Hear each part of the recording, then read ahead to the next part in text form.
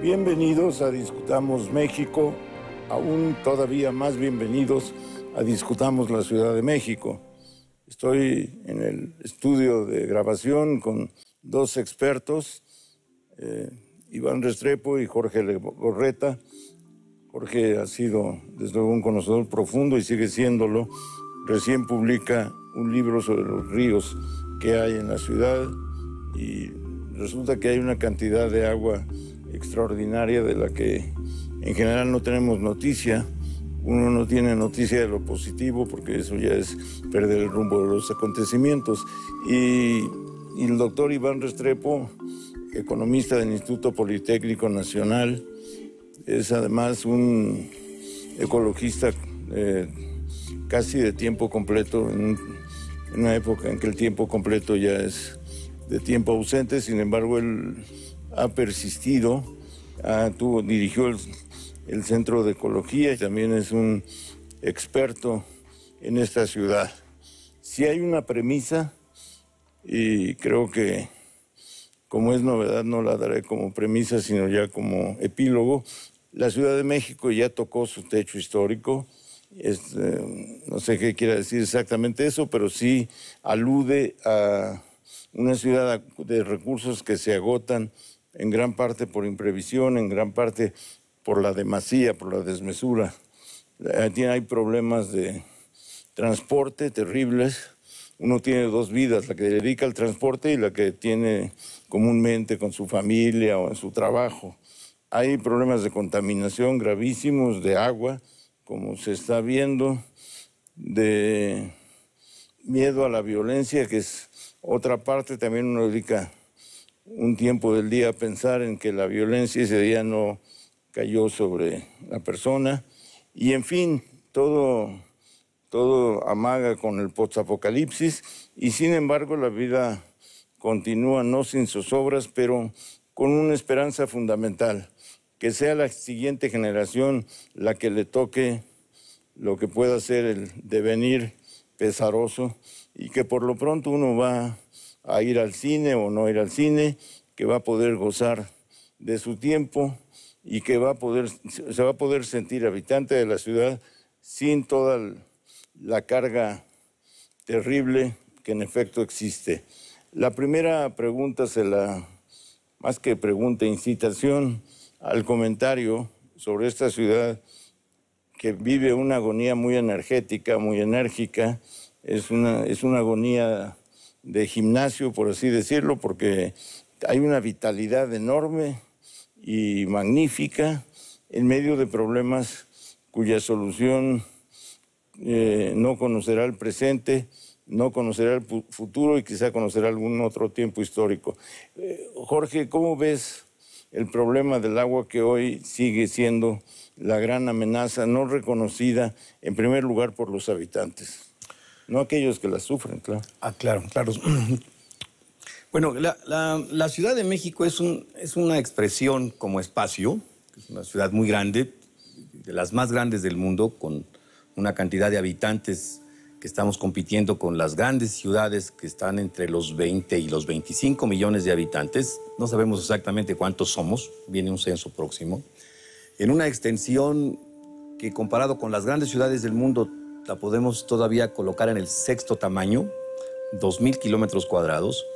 Es una ciudad que se creó, porque a veces la gente pierde la dimensión, en una área lacustre, en un lago, que además nos olvidamos de cómo se formaba ese lago, de 1,100 kilómetros cuadrados de agua. Tenochtitlán tenía 25 kilómetros cuadrados y tenía 1,100 alrededor de agua. Es una ciudad que nace efectivamente con una cultura, ¿no?, lacustre, que con el tiempo no ha desaparecido.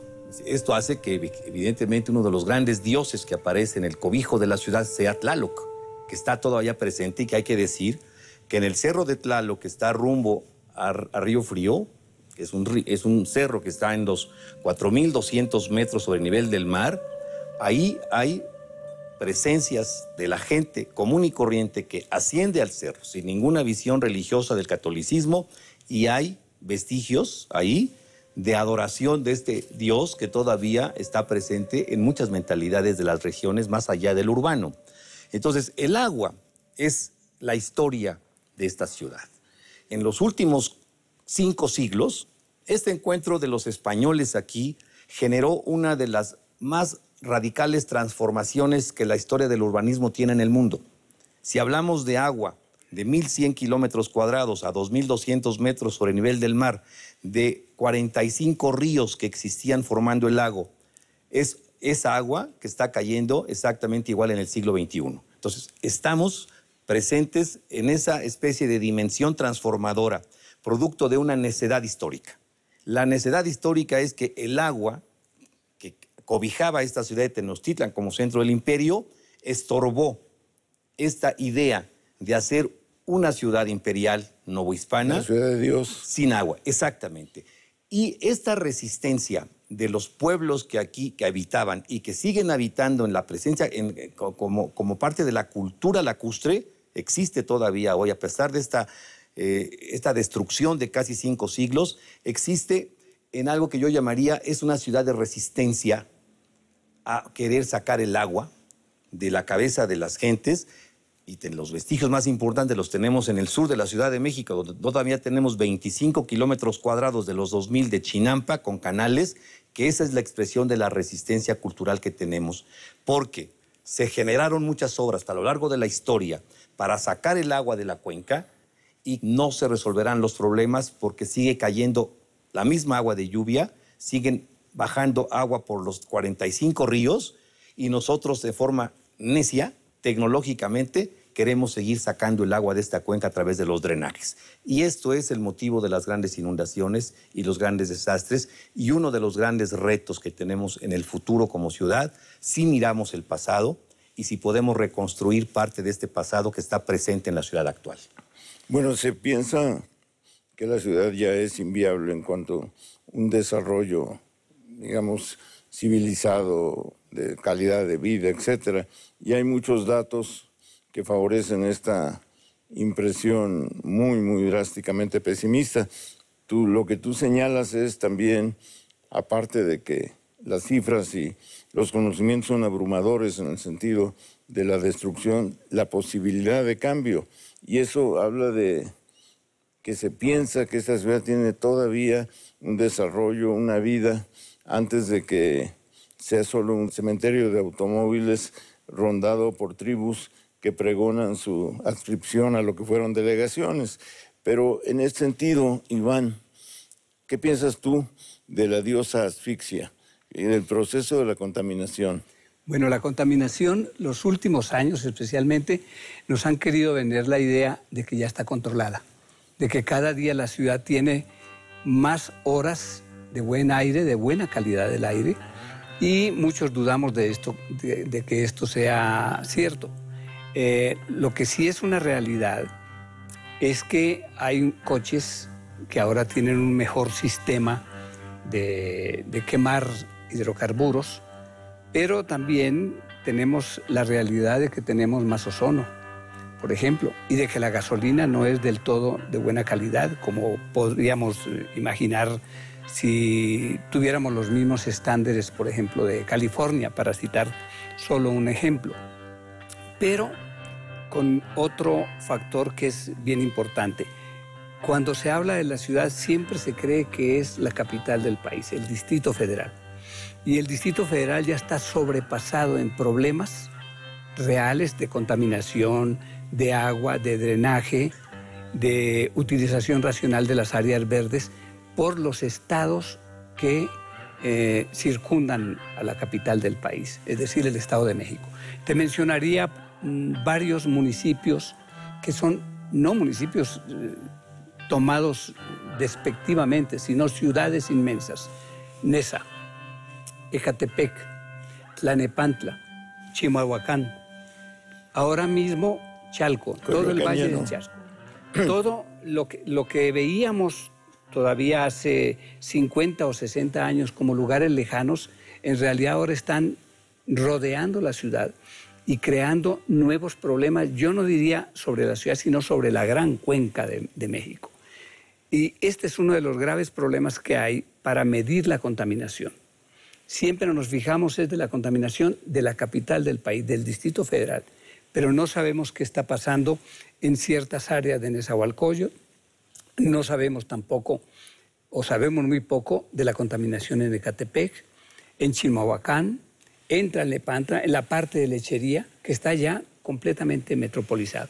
Y no nos hemos dado cuenta, o los gobernantes han tratado de echar abajo la idea de que ya no podemos referirnos a los 9,5, 10 millones de habitantes que tiene la capital del país, sino a los 20, 25 millones que forman la metrópoli.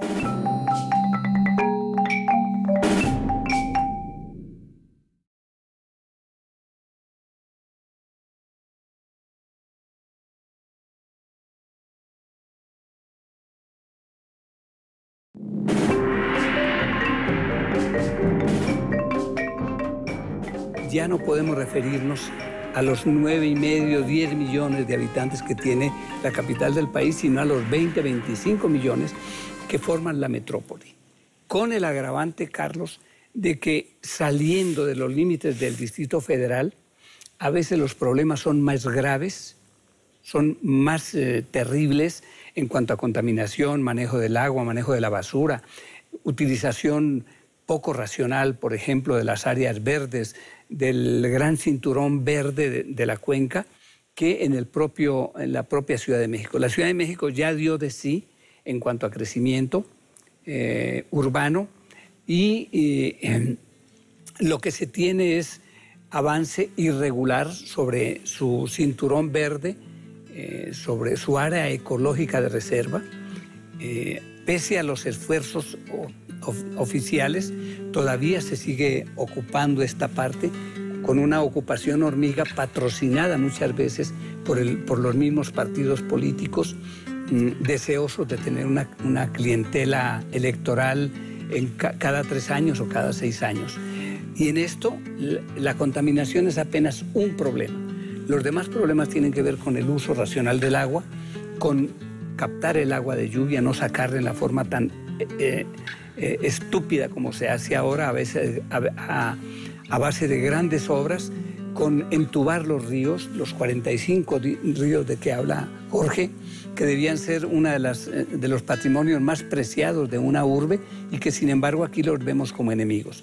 Y en el otro extremo, el ver la ciudad no como un gran emporio de obra de ingeniería, sino como un gran reto de llevar adelante un desarrollo sostenible, lo cual no tenemos ahora, a pesar de que se nos habla cada que pueden de que las metas es una ciudad sostenible, y cuando vemos las obras que se están haciendo, las proclamas gubernamentales de distintas instancias, locales, estatales y federales, es precisamente alentar la no sostenibilidad de la zona, sino la apocalíptica.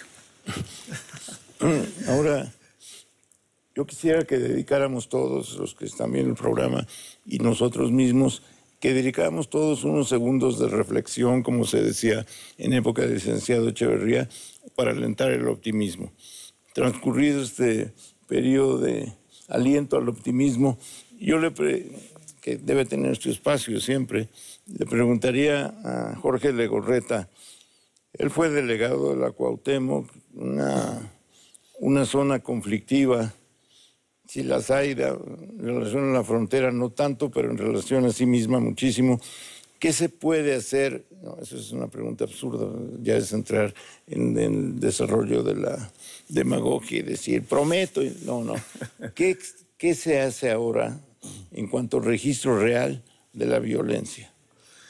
Bueno, tocas el tema, uno de los temas y los pendientes de la Ciudad de México, efectivamente, más difíciles que se han tenido. Yo no creo solamente en el siglo XX. Los secuestros y los asaltos se castigaban en el siglo XIX, en el Caballito, que estaba donde ahora está Reforma con Bucareli, y se castigaba a la gente a palos. Es decir, había un gran miedo mediático en ese tiempo, en el mundo, de venirse a Ciudad de México porque aquí asaltaban y mataban y secuestraban. O sea, que este tema de la violencia ha sido un tema permanente durante toda la historia de la Ciudad de México, porque es evidente que en una región, en un lugar del planeta donde se concentra la riqueza, pues evidentemente va a haber una acción contra la riqueza. La Ciudad de México tiene creada una infraestructura y está hecha de tal manera de que podemos decir que es una de las grandes ciudades del mundo más desigual que existe en el planeta. La desigualdad es generadora de la violencia, porque irrita a muchísimas, millones de personas que aquí habitan, que no están formando parte de un nivel de bienestar mínimo para poder enfrentar su vida cotidiana. Y esto tiene que ver con la economía. Es decir, la violencia en término medido en la historia es cuando vienen las crisis y cuando la gente no tiene trabajo. La seguridad de la Ciudad de México, hablando del DF, es un asunto del Poder Ejecutivo Nacional, cuya sede está aquí. Entonces, ahí hay un asunto que resolver. Desde un puesto de un delegado, de cualquier de las 16 delegaciones o cualquier presidente municipal de los 58 municipios que están ya formando parte de los procesos de conurbación que hablaba Iván.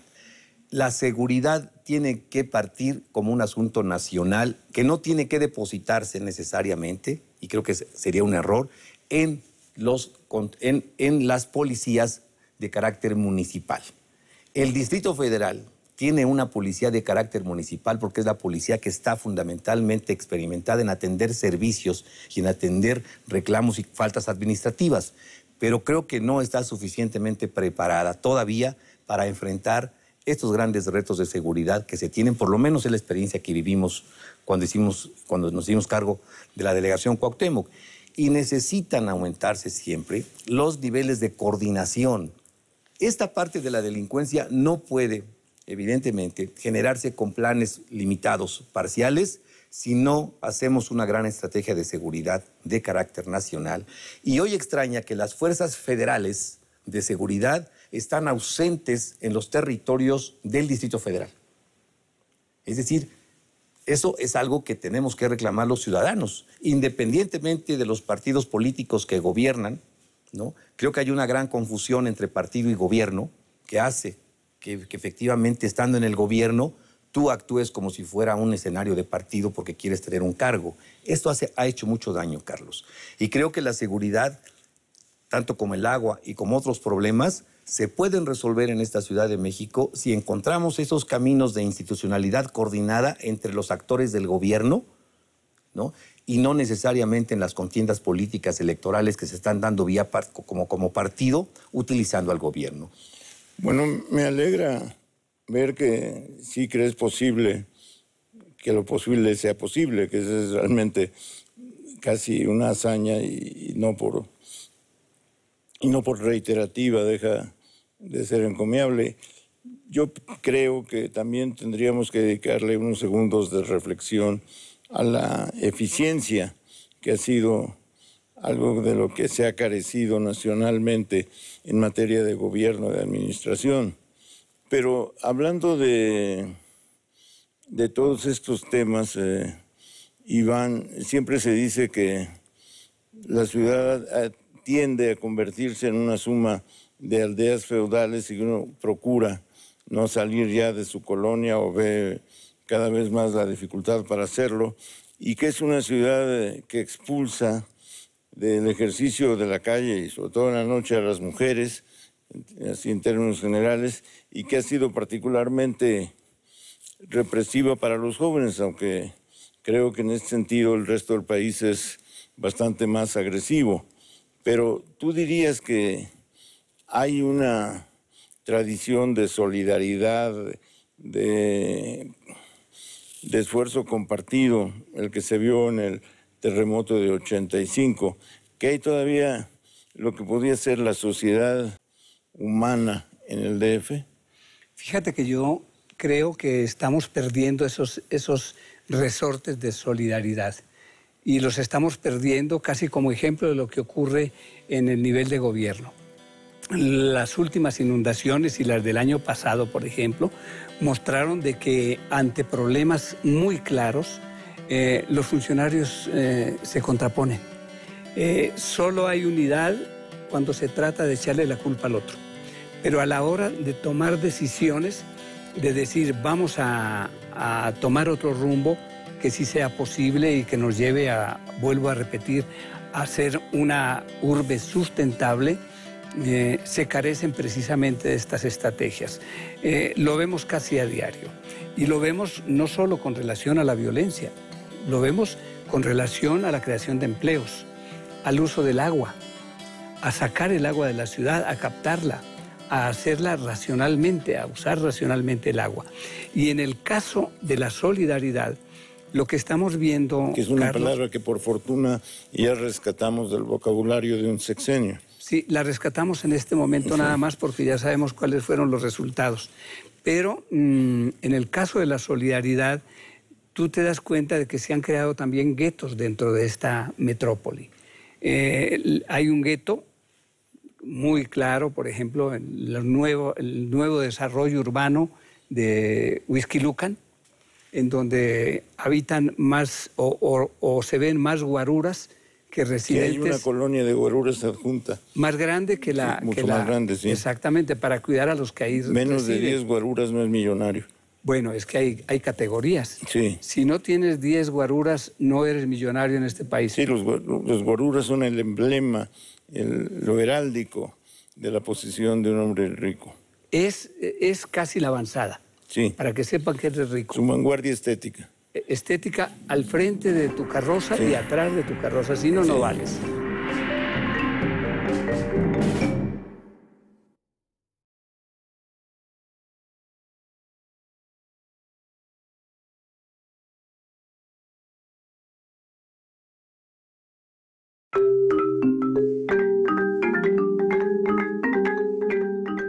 Si no tienes 10 guaruras, no eres millonario en este país. Es casi la avanzada. Sí. Para que sepan que eres rico. Su vanguardia estética.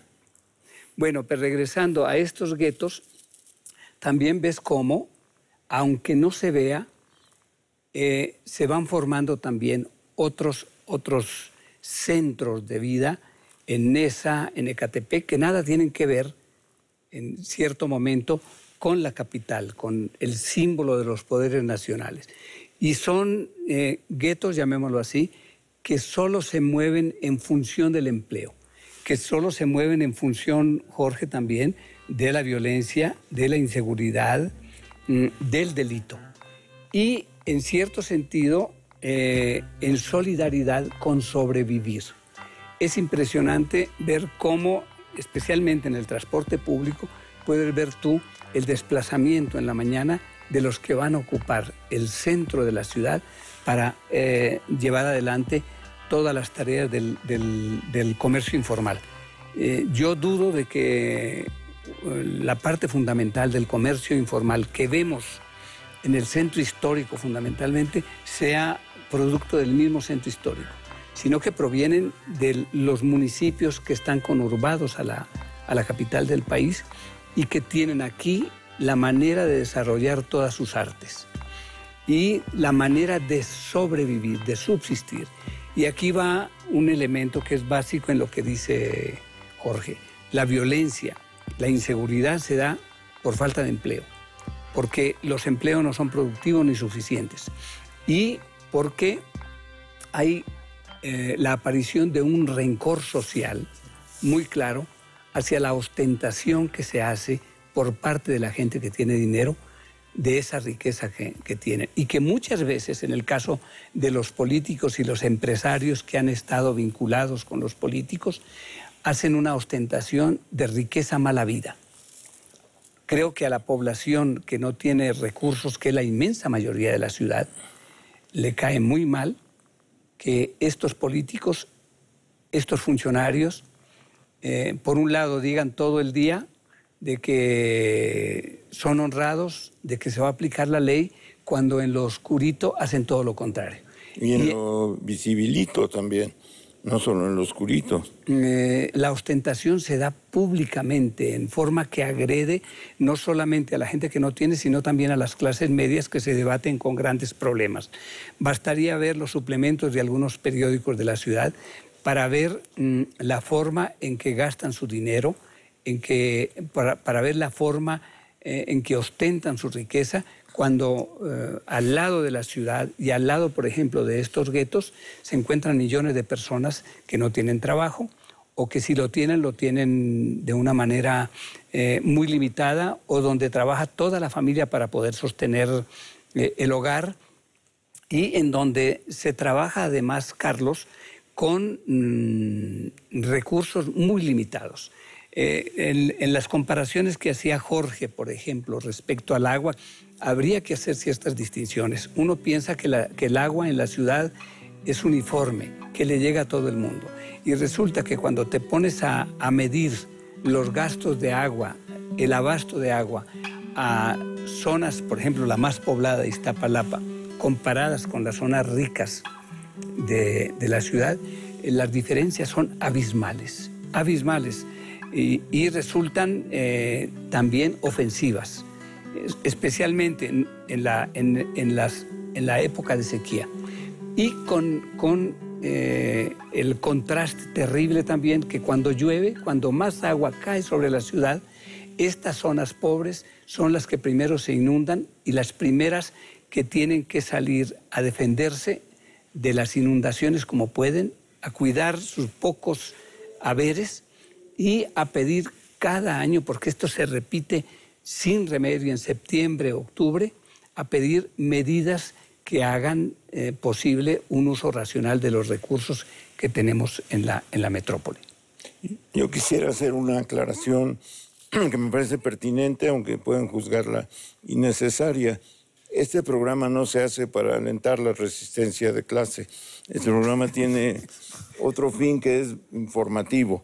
Pero hablando, bueno, lo que tú señalas, por ejemplo, yo leo revistas de sociales para que no se me olvide nunca el rencor. El rencor ante esa insolencia, esa estupidez, esa gana de tener Halloween el año entero, esas fotos de grupo donde exudan, aunque uno no puede leer tan claramente en las fotos cuál es el sistema de transpiración, pero donde exudan la alegría de estar unos cuantos en la cumbre, sí representan una ofensa calculada, y eso es lo que me parece peor del asunto, un deseo de que se sepa que los que no están incluidos no son nada. El sistema de exclusión es también muy propio de la Ciudad de México. Y hablando de esto, Jorge, tú cómo ves, pero ya es una pregunta casi de programa de radio. No, la situación del empleo, ¿en dónde la situarías ahora? Esta relación o esta incursión que nuestro país hace con el mundo desarrollado en los años 90 del siglo pasado, marca un comportamiento de ciudad y marca un comportamiento del estado de la solidaridad o de la desigualdad que adquiere los servicios y la ciudad. Hay una ciudad más desigual desde los años 90 del siglo pasado por esta incursión que nosotros hacemos al mundo a través del Tratado de Libre Comercio. Entonces, hay una pérdida de empleo, Carlos, a tal grado que midiendo el área metropolitana, territorialmente expresado el empleo se va a concentrar, si hablamos del Producto Interno Bruto, el empleo que produce riqueza, se va a concentrar en un área de los 2,000 kilómetros cuadrados de aproximadamente 450 kilómetros cuadrados, que implica la parte central de la ciudad, Delegación Cuauhtémoc, Miguel Hidalgo, una parte de Benito Juárez y algunas delegaciones un poquito que abarcan quizá Azcapotzalco. Estoy hablando de un área que produce la riqueza de la ciudad completa, que es donde está el empleo. Toda la gente que habita alrededor, ricos o pobres o medianos, asisten a esta parte de la ciudad a trabajar. Y esto es el área metropolitana. El área metropolitana, todo. ¿Qué sucede con una gente que no tiene los transportes, ni el helicóptero, ni los dobles pisos, ni el auto, que proviene de esta parte oriente de ciudad, que es la zona donde se concentra la mayor pobreza de esta ciudad, que va... Ni los llevan los güeruras en palanquín. Sí, exacto. Que tiene que ir 2 horas o 2 horas y media de una zona como Ixtapaluca, que es la frontera que va hacia Toluca, de la zona de Chalco, de la zona de Chimalhuacán, etcétera, a trabajar 8 horas si tiene, si bien le va, a veces 12, y regresar. Estamos generando, ¿verdad?, ahí una violencia.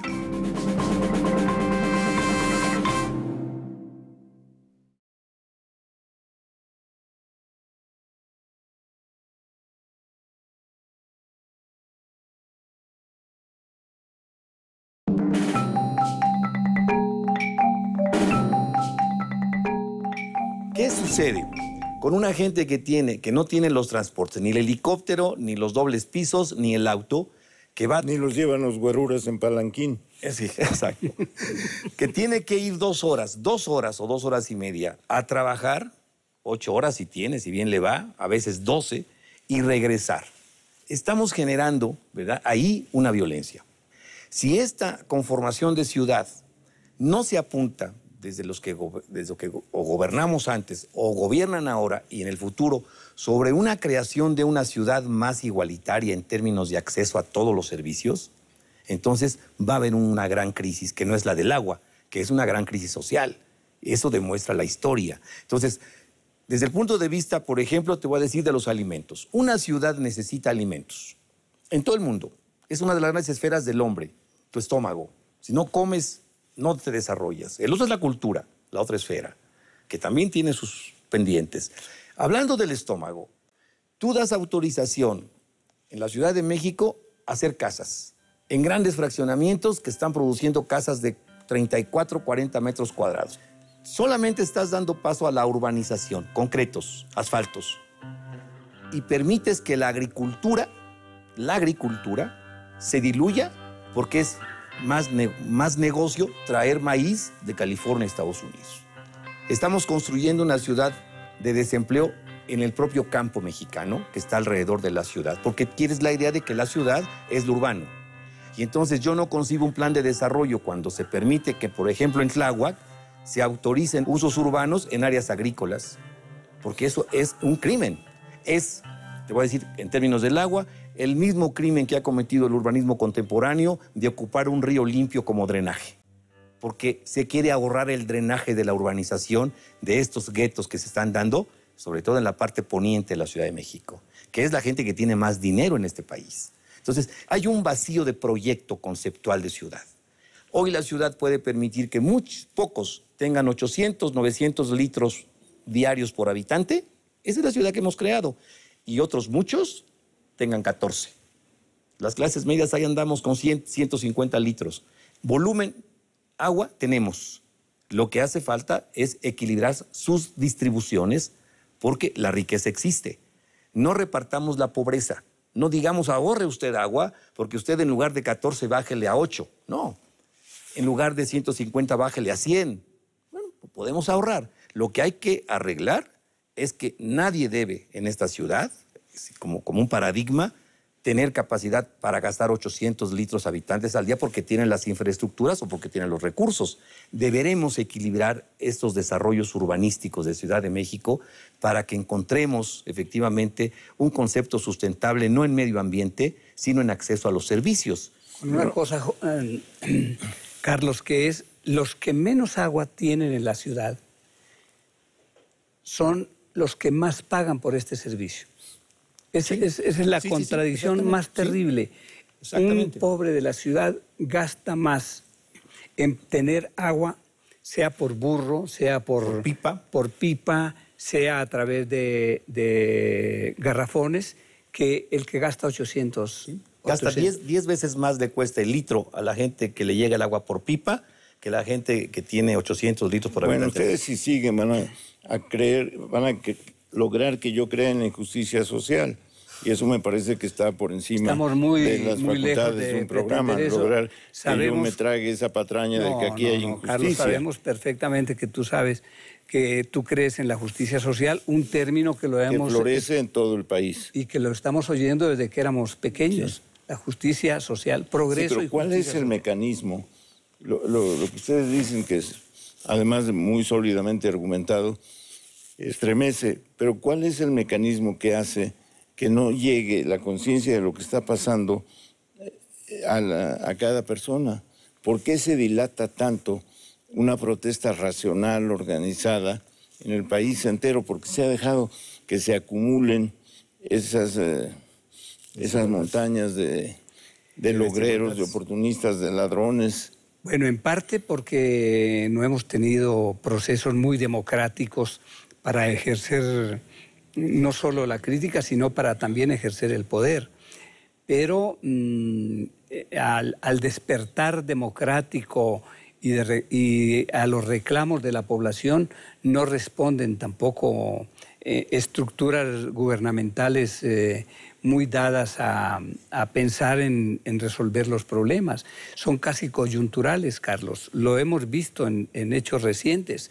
Cuando viene una tragedia, acuden todos los funcionarios, a veces sin juntarse. Son gobiernos de pésames.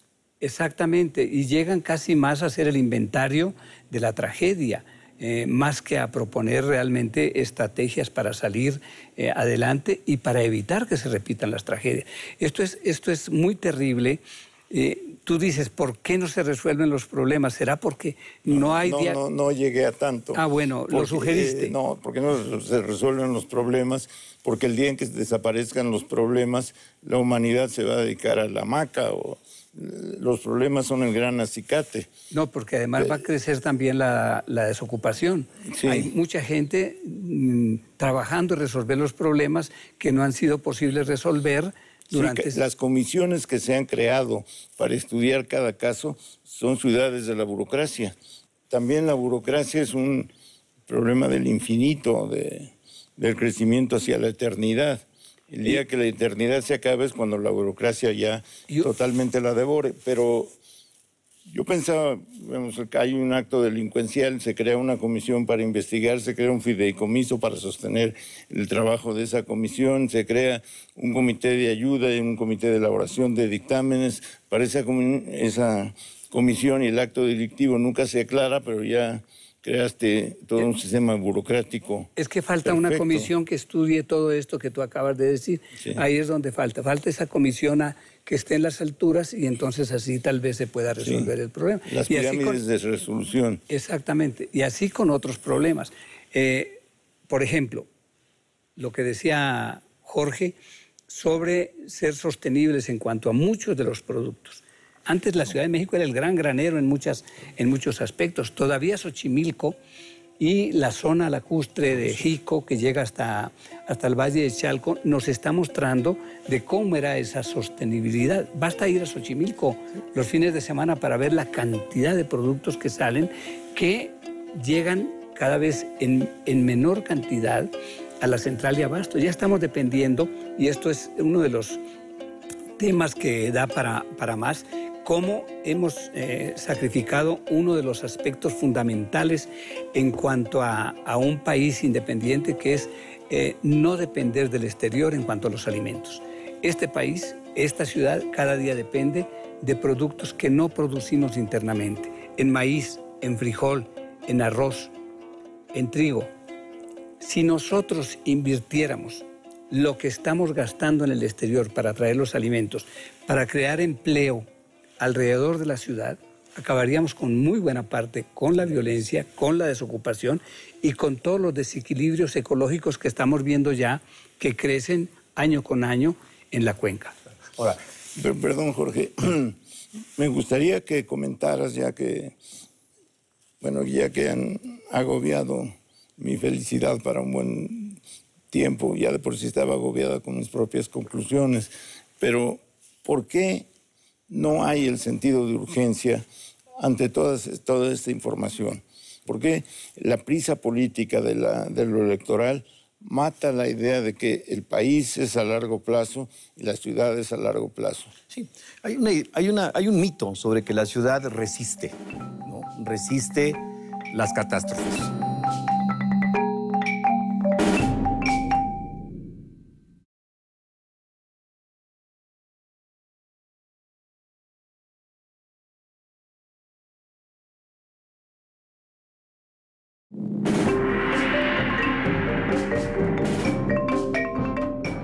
Hay un mito sobre que la ciudad resiste, ¿no? Resiste las catástrofes. Es decir, esta idea de Tlaloc, visto como lo decíamos al principio, como una cobija de la parte mítica de lo que es la ciudad. La Comisión Nacional del Agua. Exacto.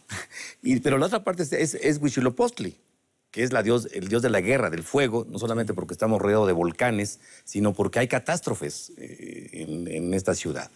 Lo que fue el lago, 1.100 kilómetros cuadrados de agua, se está abriendo producto de la extracción que estamos haciendo del agua a 450 metros de profundidad. Estamos sacando el 70% del agua. Hay oquedades De repente el lago de la segunda sección del bosque de Chapultepec se abrió hace unos años y se nos olvida. Parece que estamos acostumbrados a que este mexicano, ¿no?, producto de la historia, puede con los problemas, puede. Es decir, venga lo que nos venga. Lo vemos en los últimos desastres hidráulicos de la Ciudad de México. La televisión retrataba que la gente, a pesar de que estaba con medio metro de agua, que había perdido todo, tenía un gran sentido de resistencia y de confianza de que va a resolver. Viendo Latin American Model. Exacto. La naturaleza actúa, pero también nosotros estamos conduciendo a eso. Esta idea de que la ciudad crece, que es una especie de mito, ¿no? De una especie de falso desarrollo, porque está creciendo siempre sobre una línea muy vulnerable en relación a los recursos que necesita para sobrevivir. Y eso lo tenemos que repensar. En los próximos 30 años, 2040, esta ciudad va a tener 35 millones de habitantes. Eso está establecido. La mayor parte de esta expansión se va a hacer dentro de la cuenca, pero estaremos rebasando la cuenca hacia Toluca. Nos estaremos pegando con Toluca. A Monterrey todavía no. Todavía no.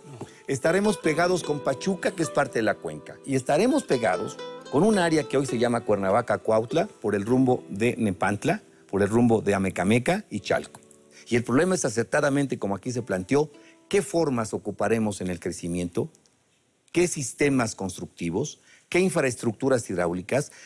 Seguiremos extrayendo el agua del subsuelo para atender esto. Seguiremos trayendo el agua de 200 kilómetros. Traemos agua de Michoacán. ¿No se puede clonar el agua? No. Todavía no. Todavía no. Pero hay un estudio muy avanzado sobre el tema. Que está planteado poco porque la gente, los que gobiernan llegan con 6 años. Y de repente, pues ahí te dejo el problema. La Ciudad de México es una ciudad, para decirlo sencillamente, que tiene 2,000 kilómetros cuadrados de urbanización y 7,600 alrededor de áreas agrícolas y verdes y boscosas que queremos comernos con la urbanización. Es estar pensando siempre en los negocios y en el desarrollo industrial basado en lo urbano y no estar pensando con un sentido integral. Y creo que eso se va a componer. Yo tengo la confianza de que este proceso, esta concepción de país y de ciudad puede variar en los próximos años porque necesitamos todavía ciertos requisitos para que esta democracia incipiente que tenemos tome su papel, todos tomen su papel. Y me refiero, y termino con esto, del papel que todavía tiene que jugar en el desarrollo del país como concepción del poder legislativo. Estamos todavía en poder de la concepción ejecutiva, del Ejecutivo. Necesitamos que la Cámara de Diputados se convierta, como en otros países de otras democracias del mundo, en el motor del desarrollo para que mande la ejecución al Poder Ejecutivo. Hay otra cosa, Carlos.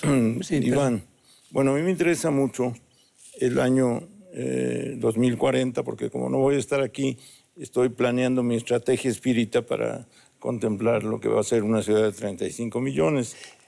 En cuanto a los problemas de la ciudad, también señalaba Jorge lo de cultura. Con todo y aún viendo la penosa distribución de información cultural y de oportunidades de crecimiento espiritual, si así queremos decirle,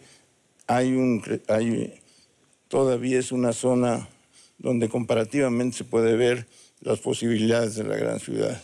Es impresionante lo que hay de conciertos, de conferencias, de obras de teatro, de cineclubes ya no, porque el DVD mató el cineclub, pero de cultura fílmica, de crecimiento de la cultura fílmica, lo que hay todavía de cultura literaria, que es extraordinario. Si piensas en todos los que no han participado de esos beneficios, piensas también en que la injusticia social alcanza también los niveles de la cultura. Sí, y lo ves, Carlos, una cosa tal vez muy burda. Lo ves con el comercio informal, con la venta de libros en la calle, con la venta de DVD de gente que no puede pagar, y no es una defensa de la piratería per se, pero entre los pobres las cadenas para hacerse de cultura, sea a través del cine, de los libros, sí, todos funcionan. soñamos con que hagan una edición pirata de nuestros libros.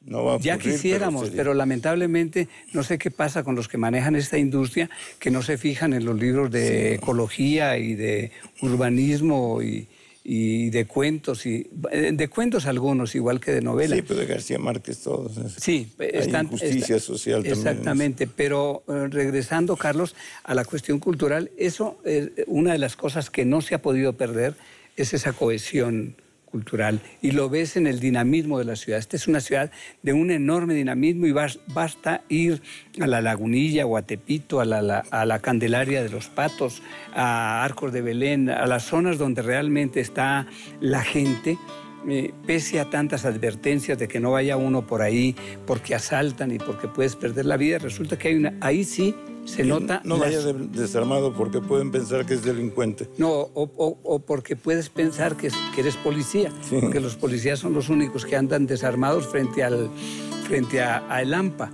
Sin embargo, tú ves, Carlos, la enorme solidaridad que hay, y esto se multiplica a través de las pequeñas urbes, las ciudades que se han formado en la cuenca.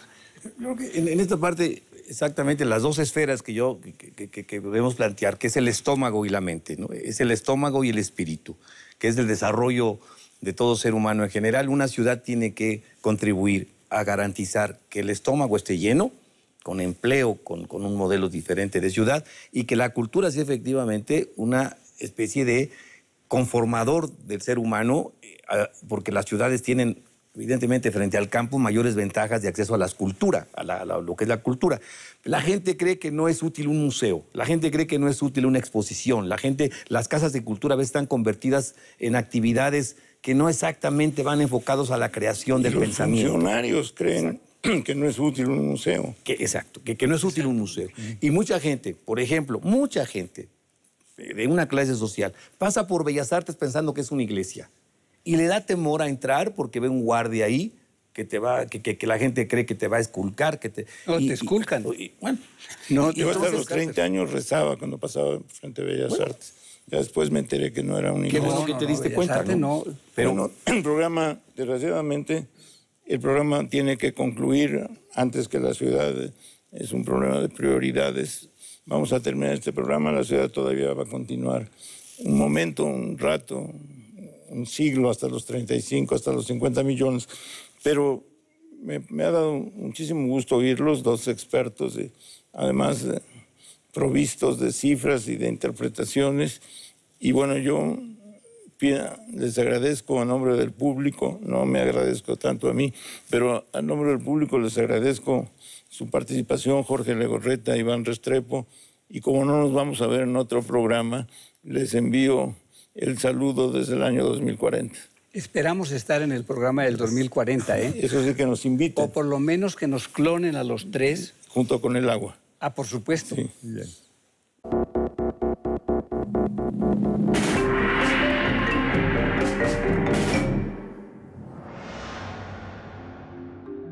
El tema del federalismo, y particularmente del federalismo mexicano, decíamos que es un tema que hay que revisitar, que hay que reinterpretar y posiblemente que hay que reentender. Todos sabemos que uno de los grandes debilidades del federalismo mexicano es la debilidad del Poder Judicial. Con los idearios o los ideales de la propia Revolución Mexicana, caía como anillo al dedo, es decir, que pagara más impuestos. ¿Quién más te dice? Digamos, yo soy optimista en el sentido de esperar, como lo que pasó a nivel de gobierno local, que, digamos, los cambios se den de abajo hacia arriba. No espero los cambios de arriba hacia abajo.